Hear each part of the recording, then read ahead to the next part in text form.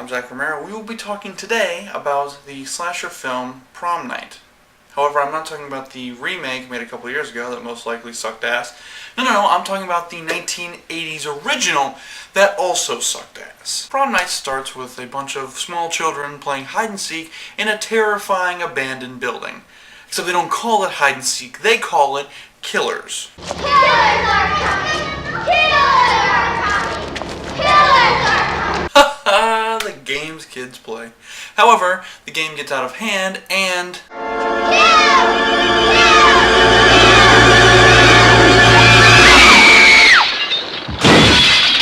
Wow, that was kind of ridiculous. But instead of calling the cops and explaining what happened, they all make a pact to keep this secret with them to the grave. That's right, the favorite cliche of countless teen slasher movies like Scream, I Know What You Did Last Summer, I Still Know What You Did Last Summer, Scream 2, I'll Always Know What You Did Last Summer, and countless others, is stolen from this group of small children in 1980. The near Black Christmas level inept cops try to figure out who murdered this little girl and come up a little short, so they start to come up with some theories on what could have happened. Probably the victim of a sexual attack. She must have resisted. What? What part of this crime scene tells them that there's molestation involved? What clue led them to believe, oh, well, this little girl was clearly being fondled by somebody and just tossed herself out the window backwards? Great job, cops. And yes, that is in fact Leslie Nielsen. He plays the father of 3 children, one of which is the little girl who gets killed in the beginning. I'm afraid I'm a victim of the times when it comes to this. When I first saw him, I was expecting something ridiculous like him in the Naked Gun films or Airplane or countless other movies he's ever made money on. But he's not. And as shocked as I was, if you do a little research, you find out at one point he was trying to be a serious actor, not Captain Goofy Ass. Anyways, so we jump ahead a few years, and lo and behold, the remaining brother and sister to the girl who died are in high school, and it's prom time! Jamie Lee Curtis is going out to be the prom queen, and her brother is a psycho with some kind of anger issues. Alex!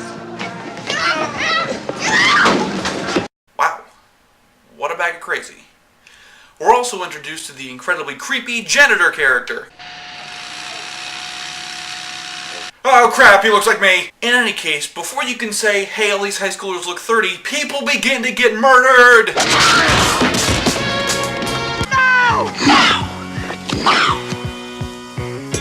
A parachute not opening, that's the way to die. Getting caught in the gears of a combine.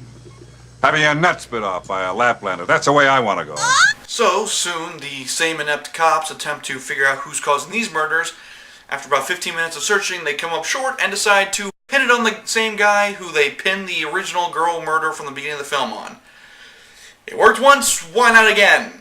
However, the deaths continue even after they capture this guy. We keep seeing more and more deaths until we finally get the big confrontation between Jamie Lee Curtis's boyfriend and the masked killer, set to some awesome music.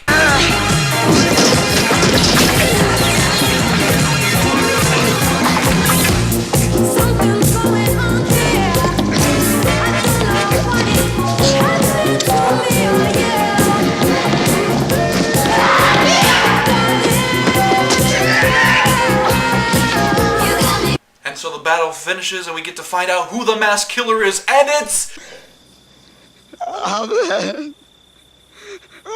Jamie Lee Curtis's brother. Surely you can't be serious. I am serious, and don't call me Shirley. And to be perfectly honest, I don't care that he's the killer. It's the weakest twist in the history of cinema. The psycho kid in high school with anger issues is the psycho killer with anger issues. I've seen bigger surprise endings in Scooby-Doo episodes. Now, if our calculations are right, it should be Helga, the housemaid. Zach Romero. This is so weak! And he's crying and they do his flashback. How about you just suck all the awesome right out of the slasher character? I mean, he doesn't even sneak up on his prey. He just bumbles his way through things and eventually stabs somebody. That's not how killing should be done in a scary movie. It should be calm and creepy and make your skin crawl. And while on the topic of things that are stupid about this movie, let's talk about something that's really bugging me. This is the original poster for this film. It's very classic, very understandably slashery. It's fine. This is the cover of the DVD I own. You notice anything different? Yeah, Jamie Lee Curtis slapped right on the front there. Okay, lots of films do this once one of their actors becomes a big name. However, this looks nothing like Jamie Lee Curtis in this film or it all.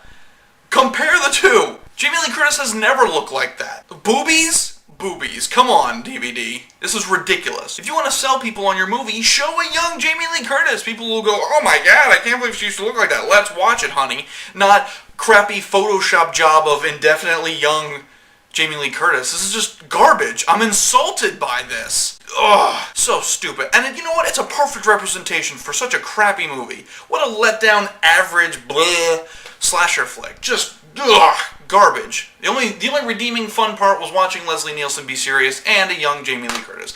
That's it. Everything else in this movie is terrible. It's a complete waste of time. I'm Zach Romero. Thank you for watching.